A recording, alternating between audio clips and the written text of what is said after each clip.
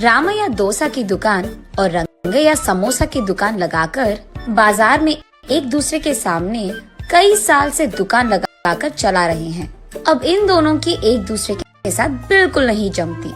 रंगैया को हमेशा जलन होती थी कि रामैया उससे ज्यादा कमा रहा है, और इतना ही नहीं, हमेशा कोई ना कोई बात पे रामैया से लड़ते रहता है रंगैया। ऐसे उन दोनों के बीच में बहुत ज्यादा नफरत था। एक दिन शहर में पढ़ रहे रामैया का बेटा रमेश घर आता है। अगले दिन वो अपने पिता के बाजार में लगी दुकान के पास आता है। वहाँ चल रही व्यापार को देख रमेश अपने पिता से ऐसे कहता है, पापा, आप हमारे दुकान में ज्यादा ग्राहक लाकर ज्यादा पैसा कमाने के मार्ग नहीं सोचते हो क्या? अब जितना मेरा सोच है उसी में चल रहा है बेटा। जितना भी मेहनत करूं वही कमाई मिल रही है। पापा, मेहनत से नहीं, चालाकी से कमाए जाते हैं पैसे। शहर में इसी डोसा को दुगने दाम में बेचते हैं, पता है आपको? अब शहर के दाम में यहाँ कैसे बेचेंगे बेटा?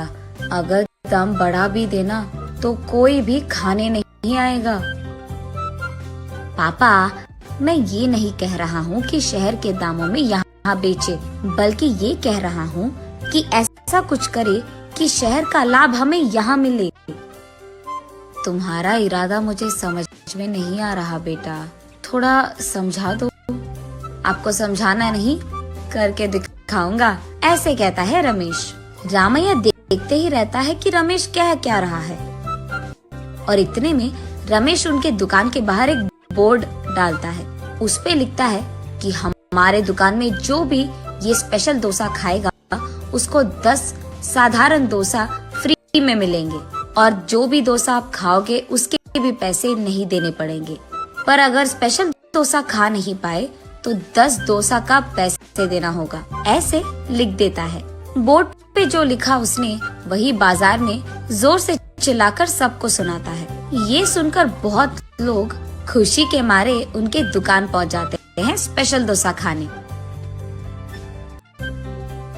स्पेशल डोसा खाने के लिए मैं तैयार हूँ, नहीं नहीं मैं तैयार हूँ, ऐसे सभी आपस में बहस करते हैं। तब रमेश उनके दुकान के बगल में एक बड़ा सा टेबल और चेयर लगाकर जो भी इस प्रतियोगिता में शामिल होना चाहते हैं उनको एक के बाद एक इस कुर्सी पे बैठना होगा, ऐसे कहता है। उसके बाद ठीक उस टेबल के जितना बड़ा डोसा वो बनाकर वहाँ लाता है और उस कुर्सी में बैठे आदमी के सामने पेश करता है। वहाँ मौजूद सारे लोग यही सोचते रहते हैं कि वो आदमी उस डोसा को खा पाएगा कि नहीं। आधा डोसा खाकर वो आदमी, मुझसे अब नहीं होगा, ऐसे कहकर हार मानकर वो 10 डोसा के पैसे देकर वहाँ से चले जाता है। ऐसे ही एक के बाद एक स्पेशल डोसा खाने की कोशिश करके हार मानकर वहाँ से पैसे देकर चले जाते हैं। ये सब ठीक सामने से देख रहा रंगैया अपने आप में सोचने लगता है कि एक स्पेशल डोसा बनाने के लिए कितने पैसे लगते हैं। उसे पता था कि एक स्पेशल डोसा बनाने के लिए 3 डोसा लगते हैं, लेकिन बाकी 7 डोसा के पैसे तो लाभ में आ गए। तब उसे समझ आता है और कहता है, बाप रे, ये 3 डोसा बनाकर 7 डोसा का लाभ ले रहा है। बस रंगैया को जलन होती है। कुछ भी करके मुझे भी ऐसे ही पैसे कमाने होंगे, पर क्या करूँगा? ऐसे सोच सोच कर, हाँ, मैं भी उसकी तरह समोसा का कोई प्रतियोगिता लगा दूंगा, ऐसे सोचकर अगले दिन रंगैया उसके समोसा के दुकान के बाहर ये लिखता है कि जो भी आदमी 20 समोसा खा पाएगा उसको 10 और मुफ्त में मिल जाएंगे। पर अगर 20 समोसा नहीं खा पाए तो 10 समोसा के पैसे देने पड़ जाएंगे। और यही बात चिल्ला चिल्लाकर बाजार में सबको बताता है। ये सुनकर बहुत सारे लोग रंगैया के दुकान आते हैं प्रतियोगिता में शामिल होने। जो लोग आते हैं उनमें से कई सारे आसानी से 20 समोसा खा लेते हैं और रंगैया के अनुसार ही वो 10 और मुफ्त में ले लेते हैं और वहाँ से चले जाते हैं।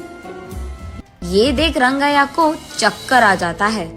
शाम से पहले ही आधे से ज्यादा समोसा खत्म हो जाते हैं। उसके बाद कई सारे लोग वहाँ पे आकर हम भी खाएंगे समोसा, हमें भी दो कहते हैं।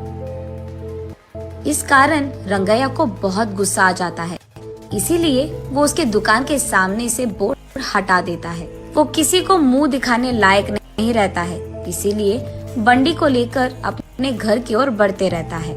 आज तो मैं एक भी रुपए नहीं कमाया और उल्टा जो भी समोसे थे वो भी बेच दिया मुफ्त में। उसे चक्कर आकर वो नीचे गिर जाता है। आंखें खोलने पर रंगैया एक अस्पताल के बेड पर रहता है। उसके बगल में उसकी बीवी रहती है। मुझे क्या हुआ, मैं कहाँ हूँ? ऐसे पूछता है रंगैया। आपको चक्कर आकर नीचे गिर गए थे, कोई अजनबी आपको यहाँ छोड़ गया, ऐसे कहती है रंगैया की पत्नी। अच्छा, आज सब कुछ नष्ट ही हो गया, सब बुरा हो रहा है। अरे क्या हुआ जी, आप इतने गुस्से में क्यों हो? वैसे आप शाम तक घर की मुंह भी नहीं देखते हैं, लेकिन आज दोपहर से पहले आपके समोसे खत्म हो गए और आप घर भी आ रहे थे, इसलिए वो जो कुछ भी हुआ अपने बीवी को समझाता है। हाय भगवान, मेरा मूर्ख पति, आप बस ये सोच रहे थे कि कितने डोसे बेचने पर उनको कितना लाभ मिल रहा है, लेकिन आपने एक बार भी ये नहीं सोचा कि कितने समोसे बेचने में आपको कितना लाभ आएगा। ये प्रतियोगिता शुरू करने से पहले आपको ये सब सोचना था, आपने सोचा भी नहीं, ये तो होना ही था। तब रंगैया को समझ आता है कि किसी और को देखकर हमें वही काम नहीं दोहराना चाहिए और पहले खुद की देखना चाहिए। कुछ करने से पहले 100 बार सोचना भी चाहिए, तब हम सब खुश रह पाएंगे। ये समझता है रंगैया।